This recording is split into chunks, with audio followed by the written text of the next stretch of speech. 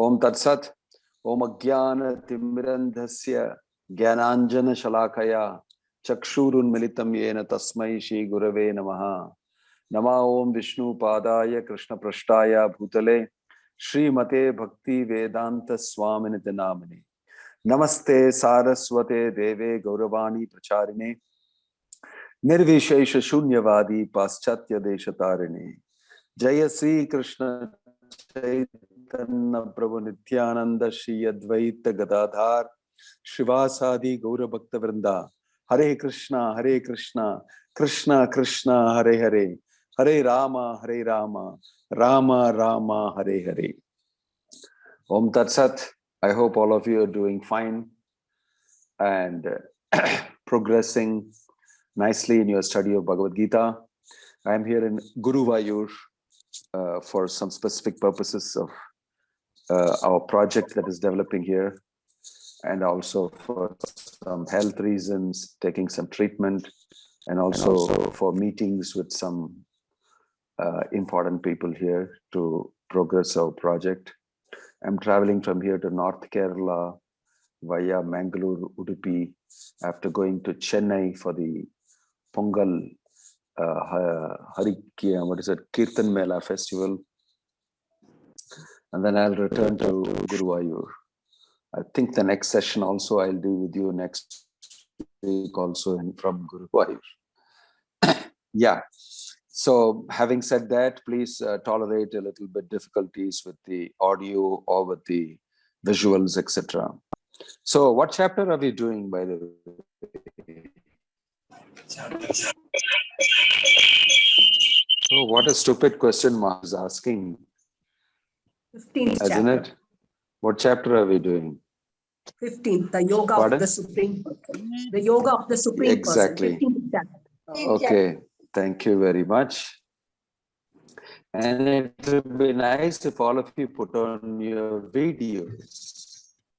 We are such a personalistic association of devotees, and it will be nice if we can see each other on the screen. And I also become very enthused when I see people, at least physically, on a virtual level on the screen. Okay, that'll be good. Right, thank you for some of you for obliging with that. Actually be available online on a video. We are all together speaking a personalized form, and it is very relevant for us today. In today's shloka, Krishna is saying that you are a part and parcel of me. So I'm going to see if I can share with you my screen and everything works right. And if by Krishna's mercy it all works right, then sure we can have something interesting going. So this is what we discussed about the banyan tree and about how it reflects the original tree, and that is placed on desire. And then we went ahead to also discuss other aspects of this illusory world. And Krishna mentioning that this is a reflection of the real world, and there is the spiritual world which is real. This was mentioned very clearly to us. I hope you got that. Okay. After that, we are back. What happened?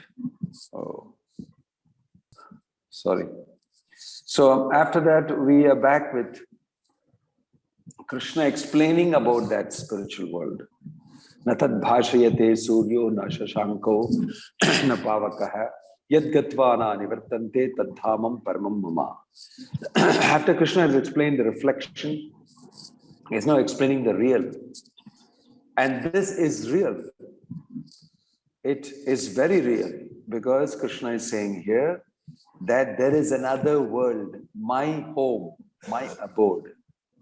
And that abode of mine does not require the sun or the moon for illumination, nor does it require electricity. You should just remember how we get illuminated in the night by electricity. Right now, I need the light very much, otherwise you won't be able to see me and I won't be able to see you. And in the daytime, we have the sun. In the night, for those who don't have electricity, at least the moon is there and the stars are there. And it doesn't require illumination. How is that? How is that? It means it's not artificial. It doesn't require anything artificial.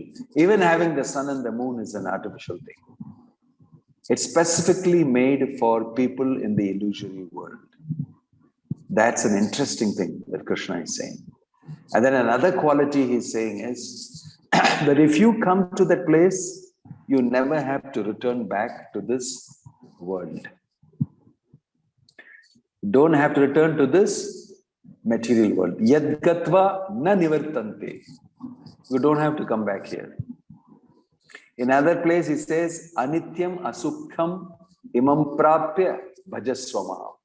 Having attained this anityam, temporary, asukham, miserable world, imam prapya means having attained, bhajaswama. At least now listen to what I'm saying in the Bhagavad Gita and worship me and take up Bhakti Yoga.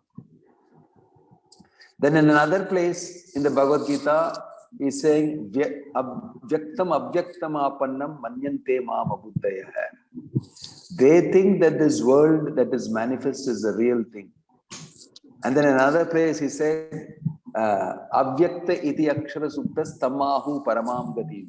Yam prapyana nivartante taddamam paramam.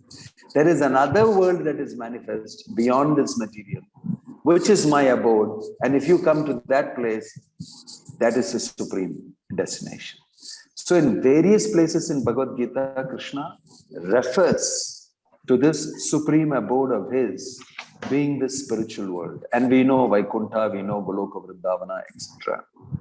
So Krishna goes further to describe this by saying Natad Bhashete Suryo, and he says that if you come here, there will be no necessity for you to get back to this world. And immediately he says in 15:7, in the 7th shloka, you will see, sorry about the garbled shloka here. Mama ivam sa jiva loke jiva bhuta sanatana manah shashtani indriyani prakriti stani karishati. Let me ask one of you to read this particular verse. Can I ask Gita Sudevan to read this? Can I ask you to read that, Gita Sudevan? What's on the screen?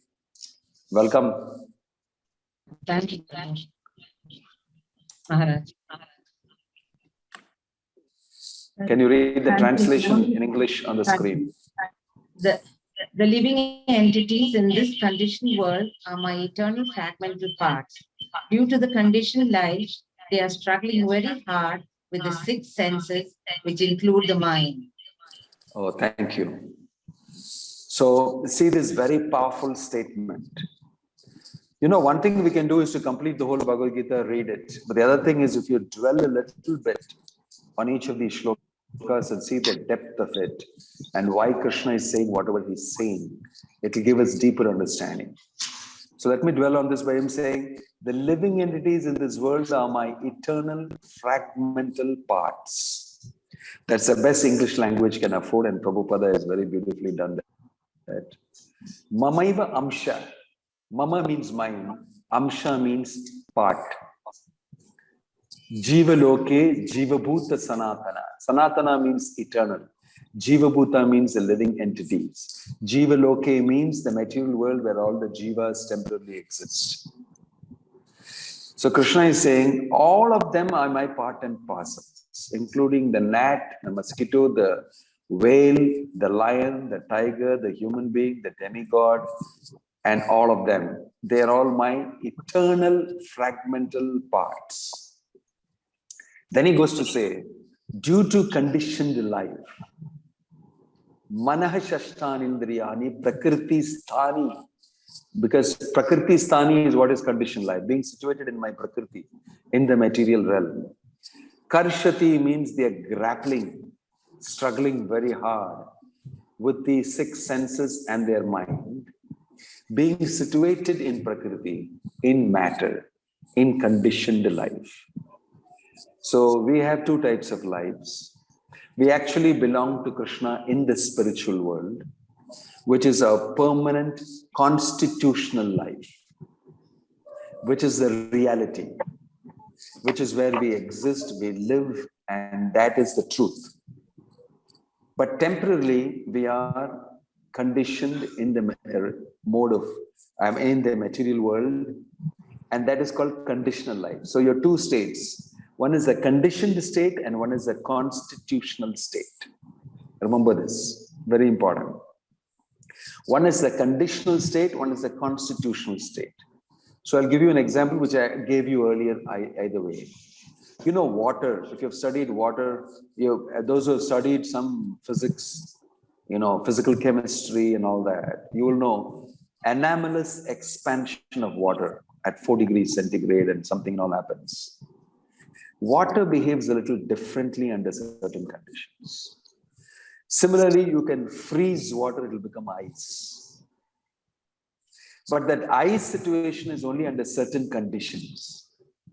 You have to maintain the temperature below 0, and then you can see it is solid. Water becomes solid. But that is not its natural state. If you leave water just like that, it will come back to its natural state. Its natural state is it's liquid, transparent water available. We take a bath with it, we drink water, you wash up things with it. Water is so vital and important in our life. And all the time we relate with water in its liquid state. Very rarely, we actually during the hot summer take 2 ice cubes from the fridge and put it in our juice and our Coke or drink or whatever it is, and we gulp it down. It's cool. But normally we use water in its natural state. That's what Krishna is saying. Mamaivamsa jivaloke jivabhuta sanatana is their natural state. But in their conditioned state, like ice, they are not really properly situated. They struggle very hard with the senses, and it is not natural. You get the point? What is natural and what is artificial? So what type of state are we in? Artificial or natural?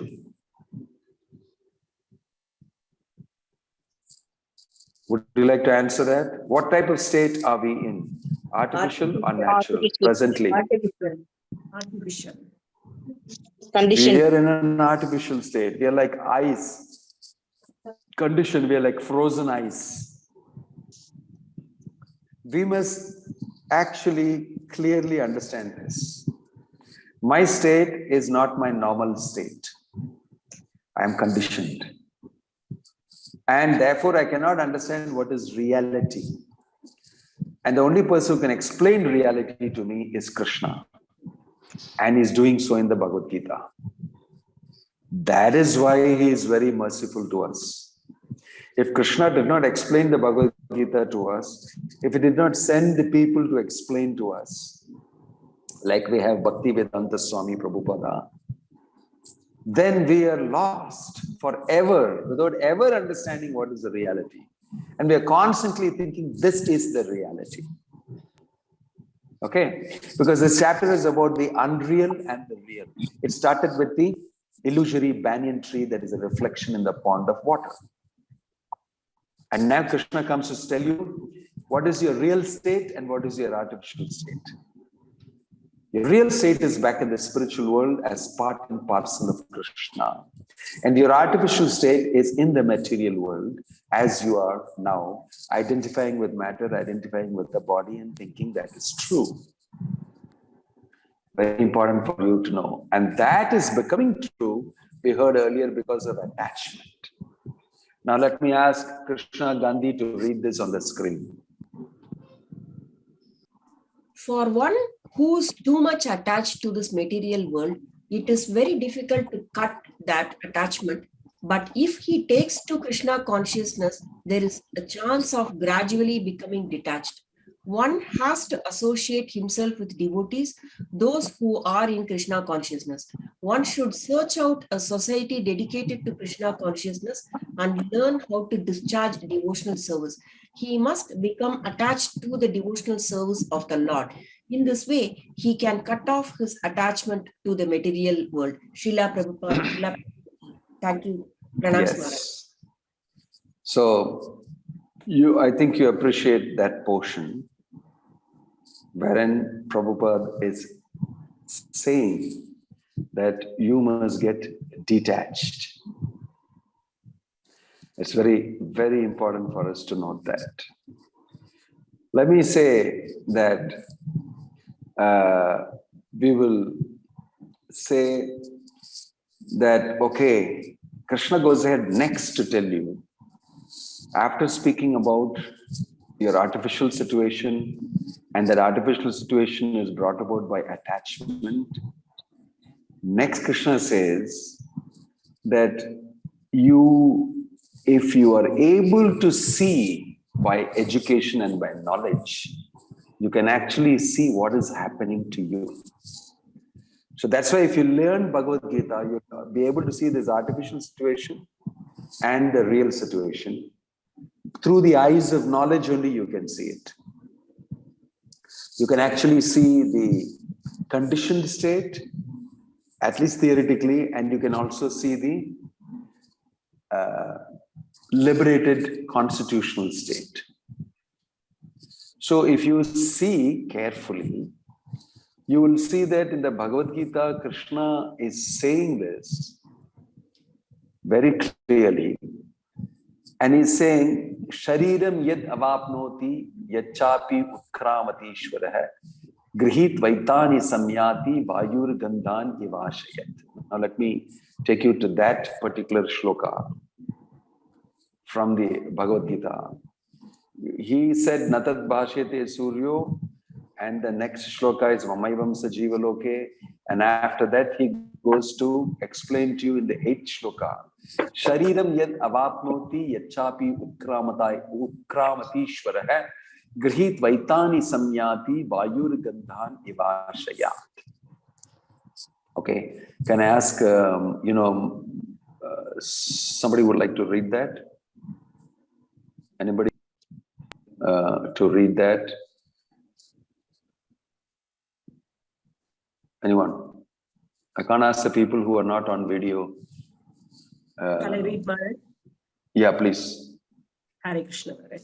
The living entity in the material world carries its different conceptions of life from one body to another, as the air carries aromas. Thus, he takes one kind of body and again quits it to take another. Hare Krishna. Thank you. See, now is a sorry saga of the conditioned state. As long as you remain conditioned, you will have to follow nature's laws, and you have to keep changing bodies. And the changing bodies depend on your conceptions, means your consciousness. You know that Krishna earlier stated to you in 8th chapter, Yam Yam Vapi Smaran Bhavam Tyajati Ante Kalevaram Tam Tam Evaiti Kaunteya Sadatat Bhava Bhavitaha. Whatever state, bhava, consciousness you have at the time of death, that particular state you will carry with you. Okay, this is stated by Krishna very clearly. So if you take a good look, you will see. You're not able to see my shared screen anymore? You can see. You can see, Maharaj. The shared screen, can you see? No, now it went off. Now you can see? Yes. Yes. Okay. So it is very important to understand how Krishna has got an order and a flow.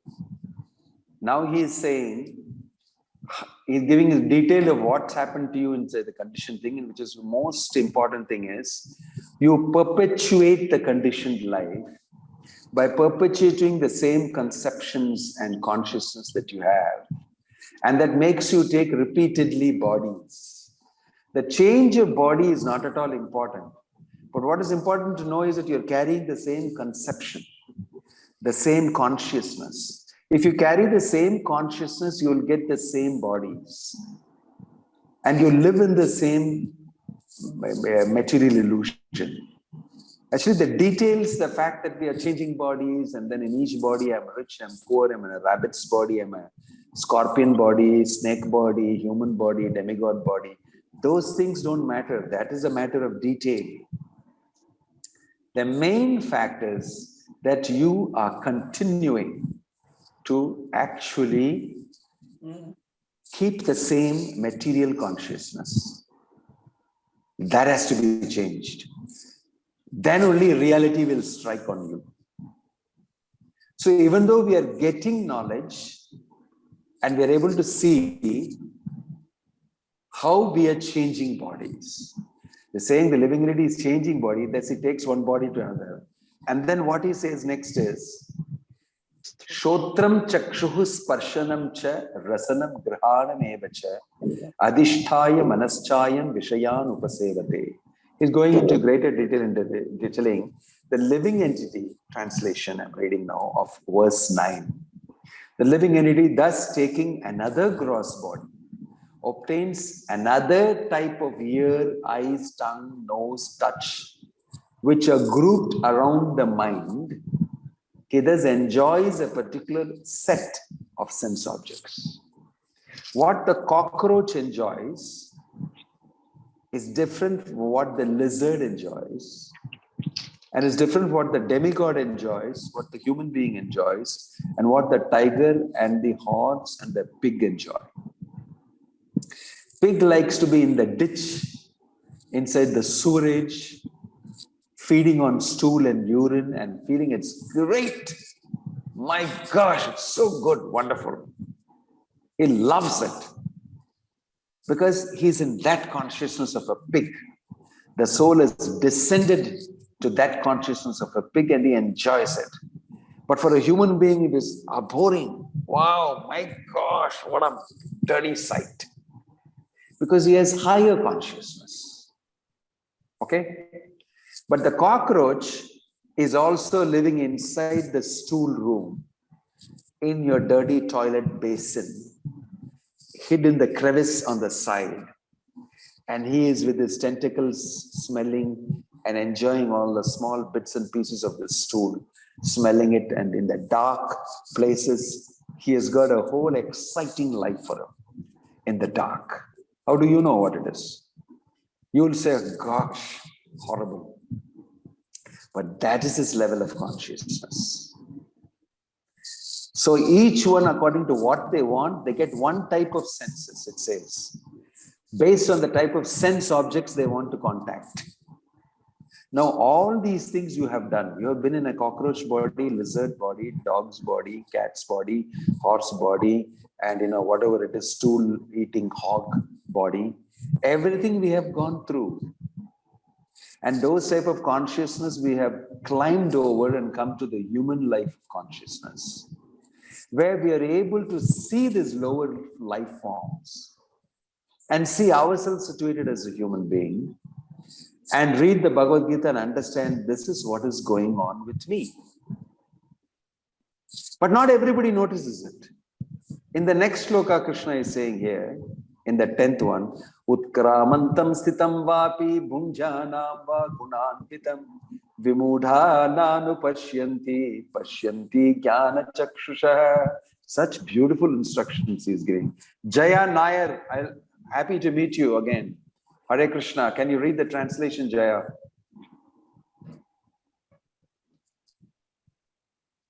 For text 10. Can't hear you. Yeah, go ahead. The foolish cannot understand how a living entity can quit his body, nor can they understand what sort of body he enjoys under the spell of the modes of nature. But one whose eyes are trained in knowledge can see all this. Yes. Thank you, Jaya. Thank you, Maharaj. Just say, Vimudha nanu pashyanti. There are human beings who don't see this. They are fools. They are Vimudha. Pashyanti jnana chakshusha. But there are people who take pains to read the Bhagavad Gita, think about these things, and deeply meditate on it and say, this is what's going on, and I should do something about it. Because I'm not in my real state, I'm in my conditioned state. But by Bhagavad Gita and by association with devotee, I've been given this jnana, this knowledge. I may see through the eyes of knowledge. Jnana chakshusha. Chakshu means eyes. Jnana chakshusha means seeing through the eyes of knowledge. So now you're actually able to see, and you must continue to see it with the labor of wanting to see it and keeping in touch with it. This is human life. Krishna is saying, Vimudha nanu pashyanti. The fools are not able to see what's going on with themselves in this world. But pashyanti jnana chakshusha, the intelligent person is able to see. Like you see here, can you see my screen? I will read the purport, it's very nice. Or I would ask, who is that? KG Meera to read. Ninga padipela? English. English career, Maharaj. Okay. Thank you, sir.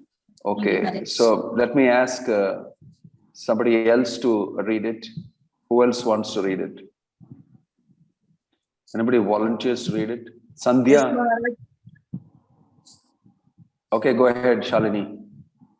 The word jnana chakshusha is very significant. Without knowledge, one cannot understand how a living entity leaves his present body, nor what form of body he is going to take in the next life, nor even why he is living in a particular type of body. This requires a great amount of knowledge understood from Bhagavad Gita and similar literatures heard from a bona fide spiritual master. One who is trained to perceive all these things is fortunate. Every living entity is quitting his body under certain circumstances. He is living under certain circumstances and he is enjoying under certain circumstances under the spell of material nature. As a result, he is suffering different kinds of happiness and distress under the illusion of sense enjoyment. Persons who are everlastingly fooled by lust and desire lose all power to understand their change of body and their stay in a particular body. They cannot comprehend it. Those who have developed spiritual knowledge, however, can see that the spirit is different from the body and is changing its body and enjoying in different ways. A person in such knowledge can understand how the conditioned living entity is suffering in this material existence. Therefore, those who are highly developed in Krishna consciousness try their best to give this knowledge to the people in general, for their conditioned life is very much troublesome. They should come out of it and be Krishna conscious and liberate themselves to transfer to the spiritual world. Thank you, Maharaj. Thank you. How profound and how realistic that Prabhupada is very clearly telling in no, compromising words, that this is what we should do. This is the reality. We must see it. Shankaracharya is known to have said, Pashyanapi pashyati namudho. The fools, they see, but they have no vision. They're just seeing matter. They're not able to see beyond how they are situated in matter and how they are suffering. They take the suffering to be enjoyment. Idiots. That's why he's saying, Pashyanapi pashyati. You must very carefully listen to this. It needs intelligence to understand that I am in a horrible situation. You know the story of Indra becoming cursed as a pig. This is there in the Puranas. He becomes a big fat pig. And he has piglets. And he has a beautiful piggy wife. And he is in great love with his piggy wife. Of course, he has a few other affairs too, because in the piggy world, they don't have that type of a moral standard that there should be only one wife. But all these piglets are moving around with him, all his kids. And he has a big family. And he jumps into that stool, ditch, Kana, with all of the others swimming around him. And he enjoys the stool and urine and everything. His curse period gets over. And he's asked to return to his post as Indra. But he just doesn't do it. He just doesn't do it. And he keeps on with his piglets and his piggy wife and is completely immersed in it. Then the Devas come to him and say, "Wait, Indra, what are you doing?" And they had to shake him out of it.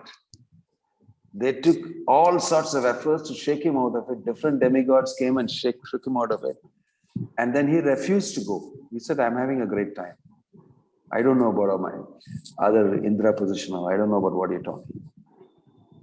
So they had to shake him up and know what the hell you are doing. And finally he came out of it and he was very surprised. My gosh, was I actually refusing to come out of it? Yes, you were. And it took us so much anxiety. Please take your throne and rule. You have so many things to do. And then Indra was highly affected. He thought, how great is this illusion? My gosh. So each one of us, under the spell of material modes of nature, do not know that we are suffering. We think we are enjoying, we're doing great. I could even get a Nobel Prize inside the ditch with my pigs and piglets and be made to think that you are doing great. Carry on. So all accolades, all great awards, all great recognition and encouragement given in this world for anything material is completely foolish. That's the statement of Bhagavad Gita. It just says, you stupid, vimudha nanu pashyanti. You're not able to see, you're a muda. Muda means fool, vimudha means super fool. Prabhupada told us, vimudha means super fool. So just actually apply this and see to your everyday life. And ask yourself, are you crazy or not? To continue like Indra continuing as a pig in the horrible sewer. We want to continue our life. My wife, my husband, my children, my daughters, my sons, my money, my this thing, my that, my this. We are whole day, our head is rotating around these things. And it's not permanent. You will die and all these things will be dispossessed. It's a huge game played on you by material nature. All of them will come to a halt, but all of a sudden, and again it says, Sharidam yadavapnoti uchchapi utkramati ishvaraha. Again you'll take another body and again one set of senses and everything you'll get and you'll be lost in that life. Then again you will die and again you will get another body. In this way you got millions of janmas you've already passed through. So in this valuable human form of life, one must become a yogi and you must be thoughtful and you must cultivate this knowledge and start applying it in life. Because the next shloka 11 he says, Yatanto yoginas chainam pashyanti atmanyavastitam yatanto pyakritatmano nainam pashyanti achetasah. So beautiful. So beautiful. Mahalila, can you read the translation? Hare Krishna, Maharaj. Yeah. The endeavoring transcendentalist who are situated in self-realization can see all this clearly. But those whose minds are not developed and who are not situated in self-realization cannot see what is taking place, though they may try to. Thank you, Maharaj. Thank you. See how openly Krishna is frank about what's going on. The endeavoring transcendentalists, the sadhaka, who are situated in self-realization by work, they've done that, can actually see this happening. They can see it around them. See, Prabhupada, when he was in Bombay, he started crying, looking at the people suffering. In Bombay, he saw that the trains, these electric trains are running. I think I told you this earlier. Electric trains are running and people were hanging here, there, everywhere, very dangerously. It goes at a deadly pace. They can't control it. People climb inside, there's not enough space and it's peak time. And, they have to travel many kilometers and they're depending on the train. Bombay electric suburban train, best it is called. It's one of the most efficient ones, but still it's not enough. And they were all hanging out here, they're, at dangerous places because they're going to work. Then Prabhupada saw that and his eyes started filling up and tears started dropping and said, what a waste of human life. What a civilization. They're teaching everybody to work like dogs and donkeys. And the valuable human form of life is wasted without giving them knowledge about the soul, about Krishna, about Maya, about their situation. He literally cried and said, we have such an important mission and I need so many people to spread this message and save humanity. With great feeling, he said that, with great feeling. So it's because he was able to see it. He was seeing what was happening. He says here, but those whose minds are not developed or are not situated in self-realization cannot see what is taking place, though they may try to. But Prabhupada could see it. And he could feel it. And it felt for the sake of these people. So this is a very important thing. We are not able to see it. And we're carrying on. At least we should develop knowledge so that we know. And then the next stage is to do something about what you know. Apply it. Try to change your life. If you don't do that, it says that you will be lost. Okay, so coming back to, then Krishna describes his greatness gradually. I'll stop sharing the screen. Krishna describes his greatness a little bit there.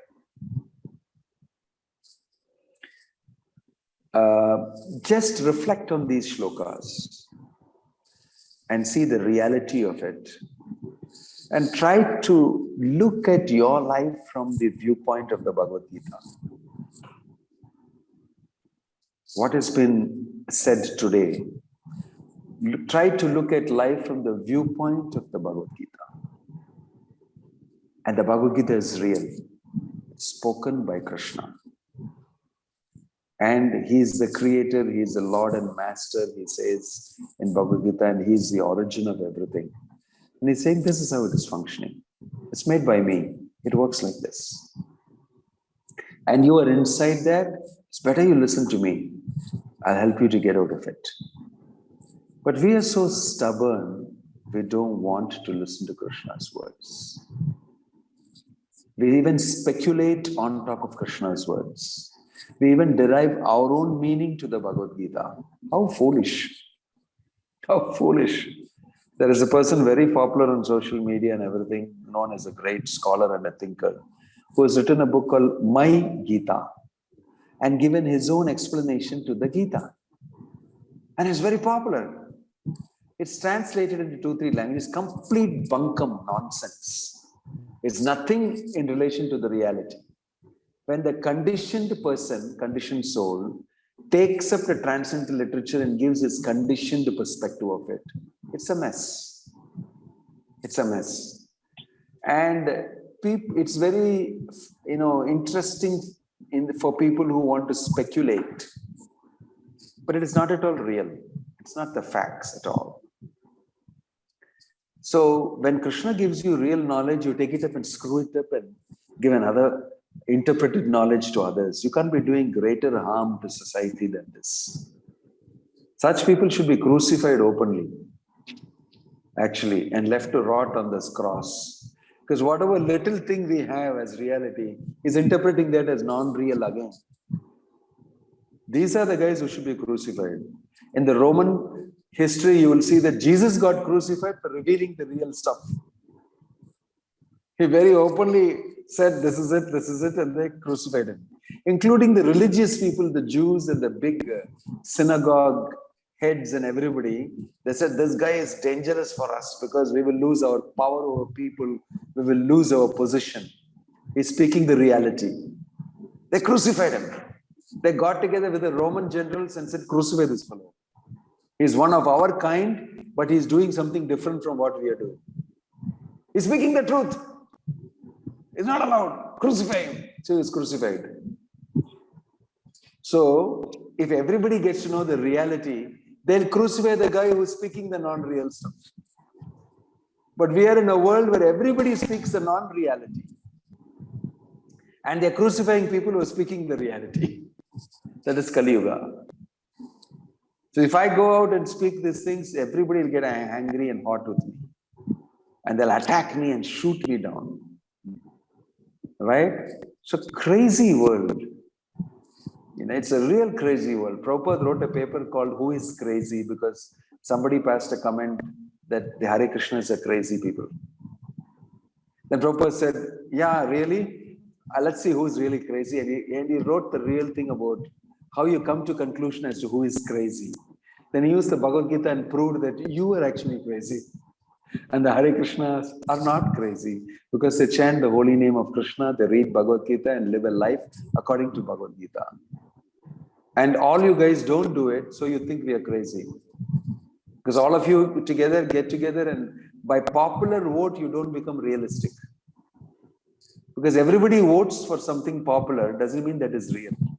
In fact, in this material world, everybody goes crazily after somebody who is unreal only. If somebody speaks anything real, he's not popular at all. That's the nature of the world. That's the nature of the world. So think about these statements of Bhagavad Gita today very carefully. And read this purports. Again, I read one or two with you. And these purports are fantastic. Prabhupada is speaking from the perspective of the person described there. Yatanto yoginas chainam atmanyavasthitam. Prabhupada is an advanced bhakti yogi who can see what is happening and is going out of his way to help people, risking his life. So that books that you hold in your hand, the Bhagavad Gita, is his endeavor to bring it to human society.